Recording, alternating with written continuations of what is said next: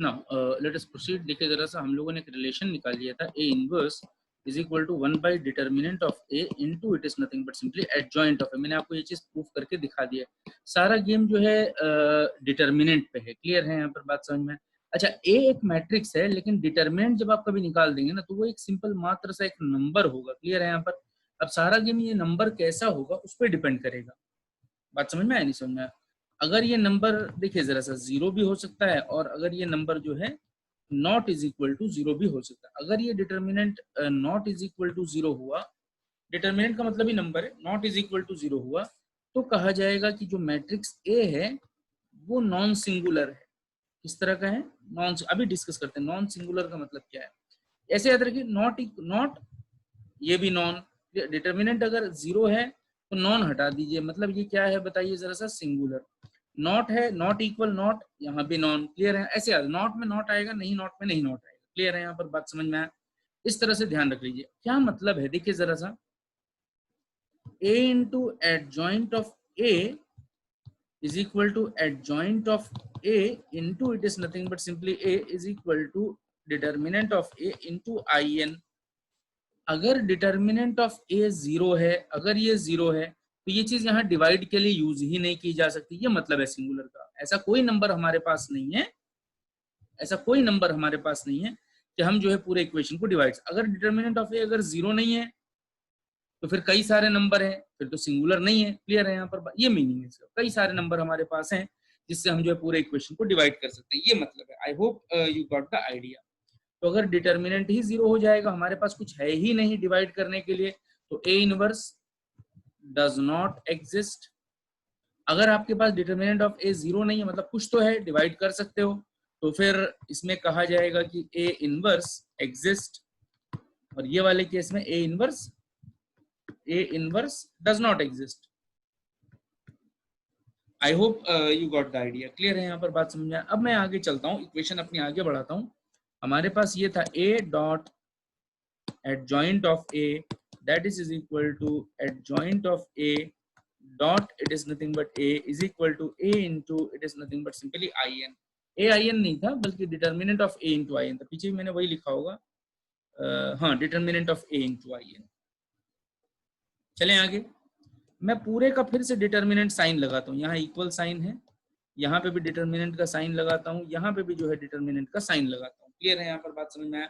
मतलब मैं ये कैलकुलेट करना चाह रहा हूँ, ए और एडजॉइंट ऑफ ए का प्रोडक्ट निकाल के फिर अगर डिटर्मिनेंट निकालना चाहेंगे तो क्या आ जाएगा, मैं वो निकालना चाहता हूँ। क्लियर? देखिए, अगर एक मैट्रिक्स है, ये मैट्रिक्स है, के ए है, के बी है, के सी है और ये के डी है, तो पूरे मैट्रिक्स में एक ही बार के कॉमन लिया जा सकता है, ए बी सी डी बच जाएगा। लेकिन अगर के ए है, के बी है, के सी है और ये के डी है, लेकिन ये मैट्रिक्स नहीं है, डिटर्मिनेंट है, तो या तो एक बार में आप एक रो ही कॉमन ले सकते हैं या कॉलम ही कॉमन ले सकते हैं। तो एक बार में आपने एक के कॉमन लिया, दूसरे कॉलम में भी वही है, या एक रो से ले लिया तो दूसरे रो में भी वही है, तो के स्क्वायर हो जाएगा। फिर जो बचेगा अंदर A B C D, determinant का साइन तो वही रहेगा। क्लियर है यहाँ पर?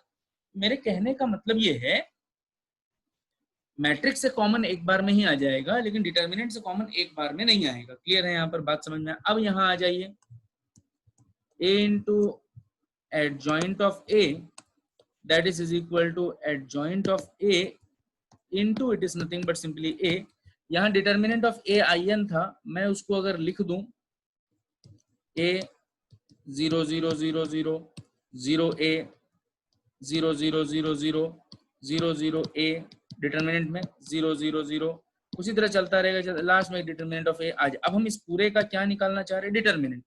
डिटर्मिनेंट तो कॉमन अगर अब लेना चाहोगे तो एक बार में एक ही रो से कॉमन आएगा, और इस तरह से nth रो है, n बाई n का मैट्रिक्स है, तो इसको मैं लिख दूं determinant of A n times common आया है, और जब डिटर्मिनेंट ऑफ ए बाहर आ जाएगा तो in बचेगा यहाँ पे। अरे चलेगा या नहीं चलेगा? और in का पूरे का तो डिटर्मिनेंट ही निकाल रहे हैं, तो in का भी आपको डिटर्मिनेंट निकालना होगा। आई hope you got the idea. That is, और यहाँ पर भी आप डिटर्मिनेंट निकाल ही रहे हो सबका।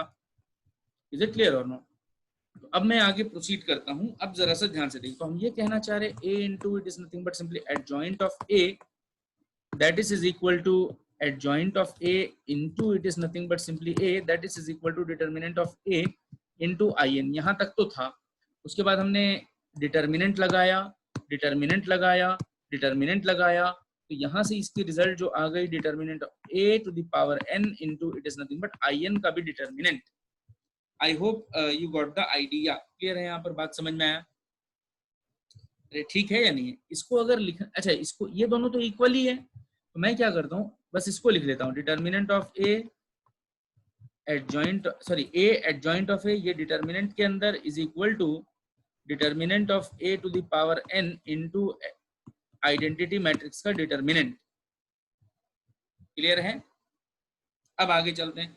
इसको खोल के लिखने का तरीका होता है, डिटर्मिनेंट ऑफ ए को अलग लिख दो, ये तो एक नंबर है, एडजॉइंट ऑफ ए का भी आप डिटर्मिनेंट निकाल लेना, that is equal to determinant of A to the power n। Identity matrix तो 1 के इक्वल होता है, वो लिखने की जरूरत नहीं, n को आप बाहर लिख लो। अब एक डिटर्मिनेंट n से कैंसिल होगा, तो इसका मतलब एडजॉइंट ऑफ ए का जो डिटर्मिनेंट निकाला जाएगा, जो है डिटर्मिनेंट ऑफ ए की पावर n होगा या एक कम हो जाएगा, एक से कैंसिल हुआ है तो इसका मतलब n-1 होगा। तो इसका मतलब आज के बाद जब मैं आपसे पूछूं एडजॉइंट ऑफ ए का कोई आपसे डिटर्मिनेंट पूछे, तो वो डिटर्मिनेंट ऑफ ए के बराबर होगा या पावर में n-1 के बराबर होगा, पावर में n-1, ये रट के रखना है। तो इसका मतलब मैं आपसे अगर पूछूं एडजॉइंट ऑफ पी, अगर आपसे पूछा जाए और उसका डिटर्मिनेंट, तो डिटर्मिनेंट ऑफ पी की पावर क्या लिखेंगे, n-1। बात समझ में आया या नहीं समझ में आया? क्लियर है यहाँ पर, ये आपको समझ में आ गया होगा। अब मैं आगे प्रोसीड करता हूँ, देखिए जरा, अगर P एडजॉइंट ऑफ A के बराबर है, तो मैं यहाँ लिख देता हूँ adjoint of A that is equal to determinant of adjoint of A whole to the power n minus, P की जगह एडजॉइंट A लिखना है, वो लिख दिया मैंने। और आपको पता है एडजॉइंट ऑफ A का डिटर्मिनेंट जो होता है, डिटर्मिनेंट ऑफ A की पावर n-1 होता है। Adjoint of it is nothing but simply a का डिटर्मिनेंट, यहाँ पर लिख देता हूँ एडजॉइंट ऑफ a का जो डिटर्मिनेंट है वो डिटर्मिनेंट a की पावर n-1 है, डिटर्मिनेंट a की पावर n-1 है, और एक बाहर से भी एक n-1 बचा हुआ है, और इसको अच्छे से लिखना चाहें तो डिटर्मिनेंट ऑफ a की power n-1 the whole square, चल जाएगा।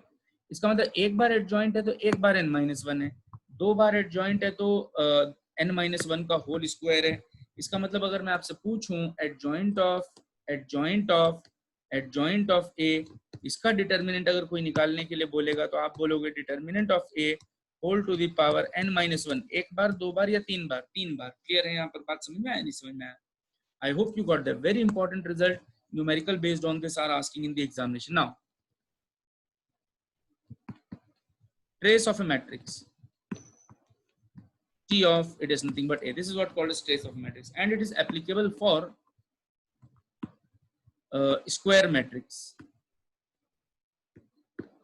n by n order, 2 cross 2, 3 cross 3, 4 cross 4. तो trace of a matrix is given by capital T of A लिखिए चाहे small t of A लिखिए, बात एक ही है। डायगोनल में A11 था प्लस A12 था, सॉरी A22 था प्लस A33 था, plus so on like that. Summation of all the diagonal elements is called as trace of a matrix. Clear है यहाँ पर, बात समझ में? इसमें हम लोग आगे न्यूमेरिकल भी देखेंगे, या शायद वो सर ने भी करवाया होगा।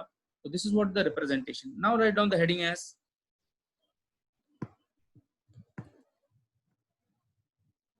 Rank of a matrix. Very very important topic. मैंने आपको बताया था हम कंडीशन डिफाइन करेंगे, और सारी कंडीशन जो है लीनियर आनी चाहिए, इसीलिए नाम लीनियर अलजेब्रा है। यहाँ से हमारा सिलेबस एक्चुअल में जो है टॉपिक स्टार्ट होता है, तो वी विल डिस्कस दिस। अच्छा, ये स्क्वायर मैट्रिक्स भी हो सकता है या नॉन स्क्वायर मैट्रिक्स भी हो सकता है, वो कोई इशू नहीं है। क्लियर? रैंक किसी की भी निकाली जा सकती है। क्लियर?